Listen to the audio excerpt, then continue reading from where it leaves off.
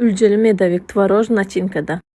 Bu tortumuzda gerekli zatlar qaymoq, молоко, köpük, tvarojny mascarpone. Svež dondurulan ülcenin şenliklerini ayırıp üstüne 2 çemçi şeker, 2 çemçi kraxmal koyup birazcık gadın üstünde koyulyança qaynadyp alyas. Medaviň çörekleriniň beýleki videoda nähil taýarlanşyny dolu video düşürüp koydum. Bu yerde medavigimiz jemleýär. İlk çöregini koýas, üstünden krem ýazas, kreminiň üstünden jemimizi koýasdy.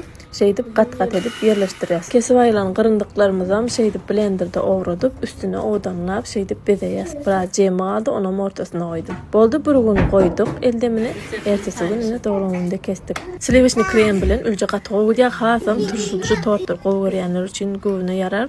Gaty goýup bir hökman taýýarlap görüň.